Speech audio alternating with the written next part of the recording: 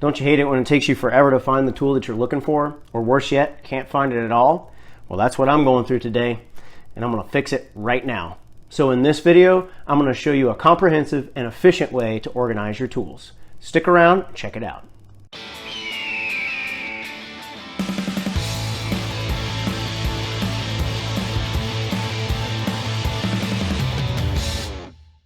So it has been almost 6 months since I've moved in, and I still don't have my tools unpacked and set up where I want them. And that makes projects, well, frustrating. Meet the straw that broke the camel's back. Ever since we moved in here about 6 months ago, I've been looking for this router, which is specifically what I purchased for my router lift, and I could not find it for the life of me.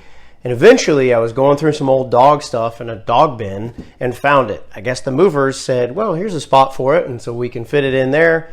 The most unlikely place it would be. So I finally found this and said, you know what? I need to get everything organized the way I want it. So that's what started this video today. Let's talk tool organization philosophy. Now I have 3 main principles for how I organize my tools. Every tool has a logical place and every tool in its place. Now you've probably heard this many times before. Every tool has a place, every tool in its place. I added the logical in there because sometimes you just need to put the tool in the first place you think it should go, because that's probably where the first place you'll think it'll go later as well. Another reason why I say logical is that I sort tools and supplies in the places that make the most sense. So sanding stuff goes next to my sanders. All of my finishing stuff goes together. Drilling stuff goes next to my drill press, things like that. For the second principle, the storage location of my tools need to be based on the frequency of use. Tools I'm going to use very often, like for every project, are going to be on my tool board or somewhere close to the workbench where I primarily work. Tools that I use often, but probably not every project, let's say every other project, they may also be on the pegboard if they're small enough, but they're probably going to be in the drawers or easily accessible in a top level bin. Tools I use very rarely or only every once in a while, those will be the harder ones to get to. Maybe they're the bottom of a stack of bins, or maybe they're up in some kind of vertical storage that it's kind of harder to get to, but I don't really use them that much, so that's fine. All right, and my third principle is to focus on flexibility. I'm renting this place. This is not my final shop. It's certainly not my dream shop. And so I need room to expand, to add on more tools. I'm not going to set up a full French cleat wall, for instance, because I'm just going to have to bring it down when my lease is up here. I also want the freedom and the flexibility to make improvements over time. Now, a note on pegboards. I'm not a huge fan, but this isn't my final shop, so I'm fine with using pegboards now because they're flexible. It's a way to get your tools sorted and put up very quickly, which is one of my priorities right now. And along the way, I'll show you some other neat tricks to level up your pegboard game should you have one.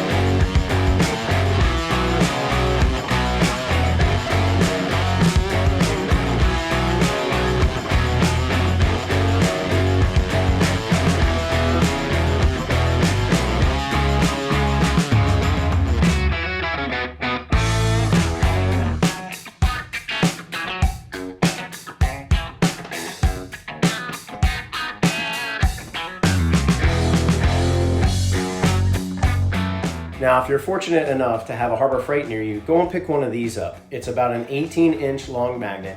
They're not that expensive, and it makes hanging magnetic things on it a whole lot easier rather than having a peg for each one of these tools. I'm going to use it for my wrenches and my chisels, but you can hang anything magnetic.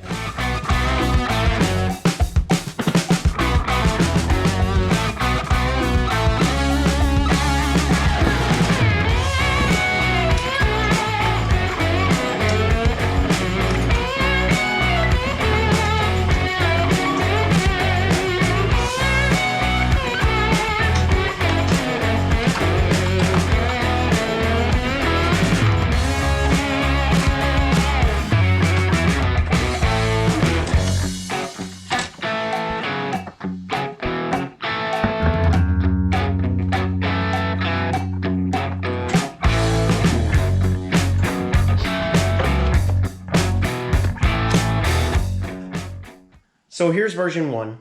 And the beauty of this is I can change it around anytime I want it. And then one day when I upgrade to a much nicer thing other than a pegboard, I'll know where everything goes. So I'll take it.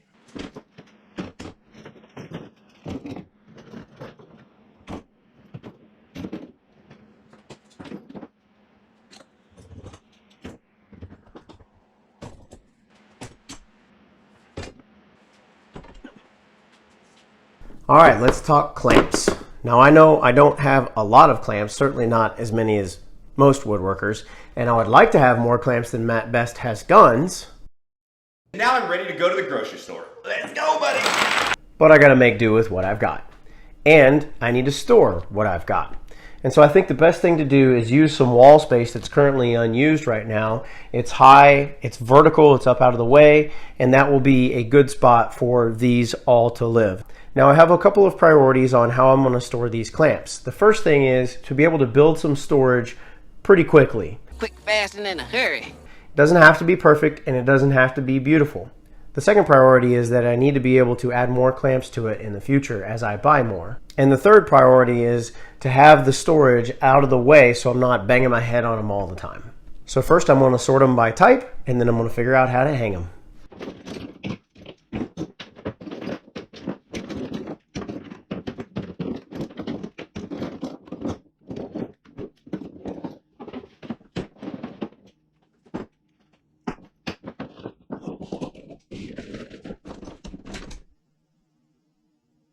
All right, now this is where my clamps are going to live. I'm not sure exactly how I'm going to hang them all, but I do have this 1x stock that I think is deep enough for some of my clamps at least to grab onto and stay where they're at.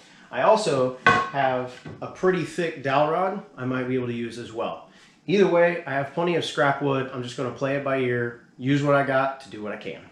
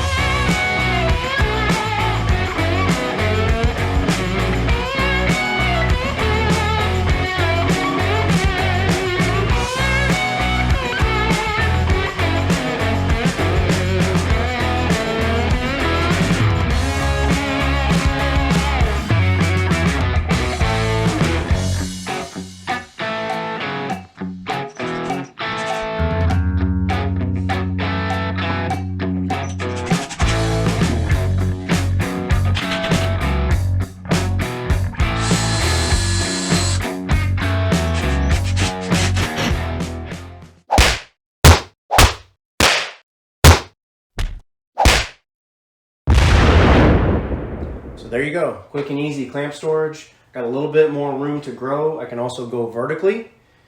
And I've got some more space up here that I can use. So it's just right for right now, and I'm happy with it. All right, let's move on.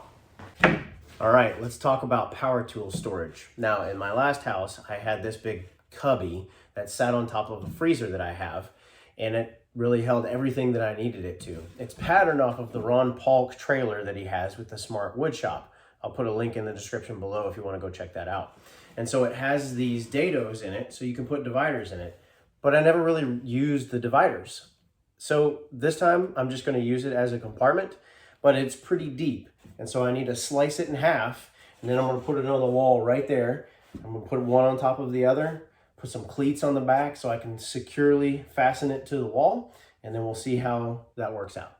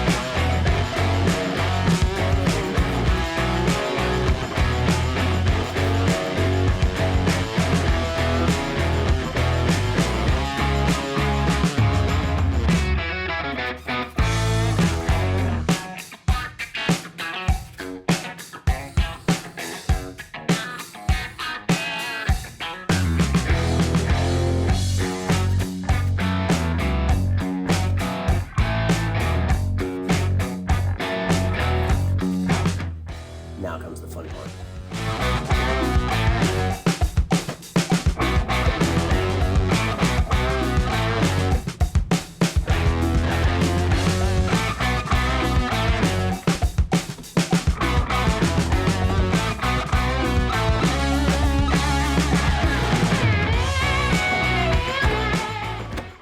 All right, well, I really like how it turned out. It got most of the power tools I use most of the time right here where I need them and easily accessible. It's probably not the most flexible system. I could probably take down the sander and maybe even the plunge router, who knows, but it works for me right now.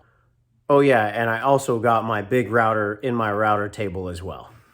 So there you go, guys. There's my 3 philosophies for small shop tool organization and 3 areas of my shop where I implemented them. I hope you got something out of this video. Let me know in the comments below which one you like the most, or if you have any other suggestions. And also let me know if you want to see more small shop tool organization videos like this. And if you want to see how I went from an empty garage to this, watch this video right here. That's it for this video. We'll see you next time. Piece of wall.